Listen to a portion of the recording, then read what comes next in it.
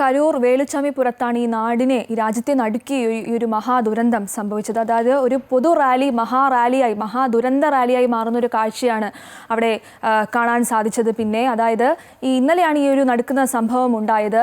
TVK അധ്യക്ഷൻ വിജയ് അവിടെ എത്തുന്നു എന്ന് പറയുന്നു.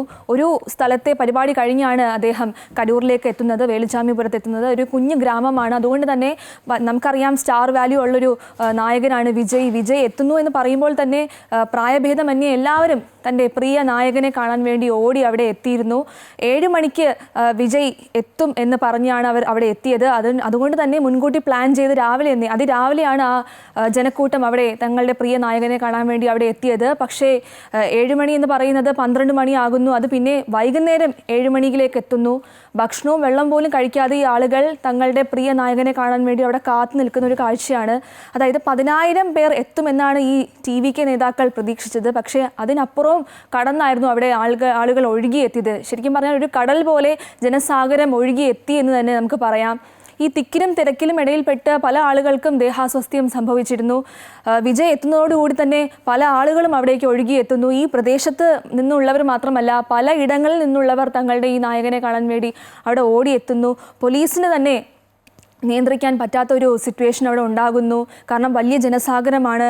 ഈ തമിഴ് ചാനലുകൾ റിപ്പോർട്ട് ചെയ്യുന്നത് ഈ പോലീസ് ലാത്തി വീശി എന്നുള്ള വാർത്തകളും പുറത്തു വരുന്നുണ്ട്. കാരണം അത്രയ്ക്കും വലിയൊരു ജനസാഗരമായിരുന്നു. വിജയ് കാരവാൻ്റെ മുകളിൽ നിന്നാണ് ഈ ജനങ്ങളെ കാണാൻ വേണ്ടി, ജനങ്ങളെ അഭിസംബോധന ചെയ്യാൻ വേണ്ടി നിന്നത്. നമുക്ക് ആ ദൃശ്യങ്ങൾ തന്നെ കാണാൻ സാധിക്കും. റോഡിൻ്റെ ഈ കാരവാൻ്റെ ഇരുവശങ്ങളും വലിയൊരു ജനക്കൂട്ടമായിരുന്നു. അങ്ങനെ ഈ തിക്കിനും തിരക്കിൽപ്പെട്ട് ഈ ആളുകൾ കുടിവെള്ളം ചോദിക്കുന്നുണ്ട്. കാരണം രാവിലെ മുതലേ ഭക്ഷണം കഴിക്കാതെ അവർ കാത്തു നിൽക്കുകയാണ് തങ്ങളുടെ പ്രിയ നായകനെ ഒന്ന് കാണാൻ വേണ്ടിയിട്ട്. അങ്ങനെ വിജയ് തന്നെ മുന്നിട്ടിറങ്ങി കുടിവെള്ളം വിതരണം ചെയ്യുന്നു. ഈ രാവിലെ മുതലേ അവർ നിൽക്കുന്നത് കൊണ്ട് തന്നെ വിജയ് തന്നെ അവർക്ക് കുടിവെള്ളം വിതരണം ചെയ്യുന്നു. അപ്പോഴാണ് ഈ ദുരന്തം സംഭവിച്ചു തുടങ്ങുന്നത്. ഈ തിക്കിനും തിരക്കിലും പെട്ട് ആളുകൾ ഉന്തും തള്ളും അവിടെ സംഭവിക്കുന്നു. വലിയ 39 പേരുടെ ജീവനാണ് ഈ ഒരു മഹാദുരന്തത്തിൽ നഷ്ടമായത്. അതിൽ 38 പേരുടെ മൃതദേഹങ്ങൾ തിരിച്ചറിഞ്ഞു.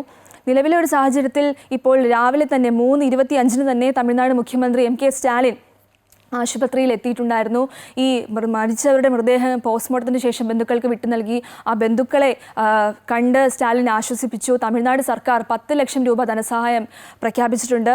വലിയൊരു വീഴ്ചയാണ് സംഭവിച്ചത്. നമുക്കറിയാം ഈ സ്റ്റാർ വാല്യൂ ഉള്ള നായകൻ ഈ പല രാഷ്ട്രീയ പാർട്ടികളുടെയും പല പൊതുപരിപാടികളും നമ്മൾ കണ്ടിട്ടുണ്ട്. എന്നാൽ ഈ വിജയുടെ ഈ പൊതു പരിപാടിയിലെല്ലാം വലിയ രീതിയിലുള്ള ആരാധകരാണ് അവിടെ എത്തിയത്. പ്രത്യേകിച്ചും തമിഴ്നാട്ടിൽ ഇപ്പോൾ പൂജ അവധിയാണ്.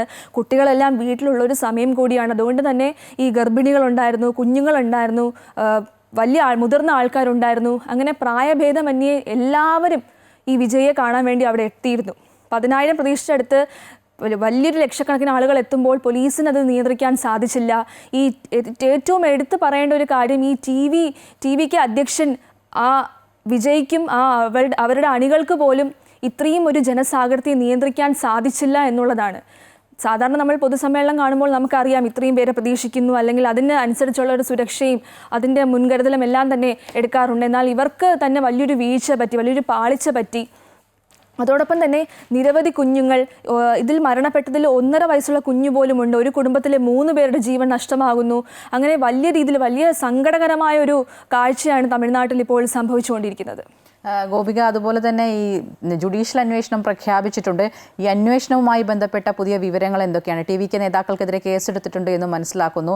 ഒപ്പം വിജയിലേക്കും ഈ അന്വേഷണം നീളാനുള്ള ഒരു സാധ്യത അതൊക്കെ എത്രത്തോളമുണ്ട്? ഒപ്പം ഈ പരിക്കേറ്റ് ഗുരുതരമായി കഴിയുന്നവരുടെ അവസ്ഥ ഇപ്പോൾ എങ്ങനെയാണ്? 17 പേരാണ് അതീവ ഗുരുതരാവസ്ഥയിൽ ചികിത്സയിൽ കഴിയുന്നത്. അതിൽ 111 പേരുടെ നില ഇപ്പോൾ തൃപ്തികരമാണെന്നുള്ള റിപ്പോർട്ടുകളാണ് പുറത്തു വരുന്നത്.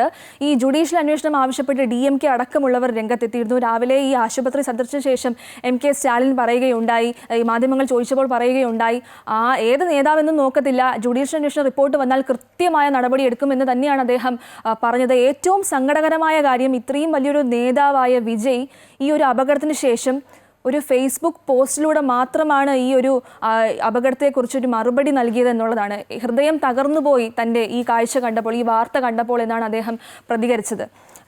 ഈ ഒരു നടനെ കാണാൻ വേണ്ടിയിട്ടാണ്, ഒരു പൊളിറ്റീഷ്യൻ എന്നതിലുപരി ഈ ഒരു നടനെ കാണാൻ വേണ്ടിയിട്ടാണ് അവിടെ ഇത്രയും ആളുകൾ അവിടെ ഇരമ്പി എത്തിയത്.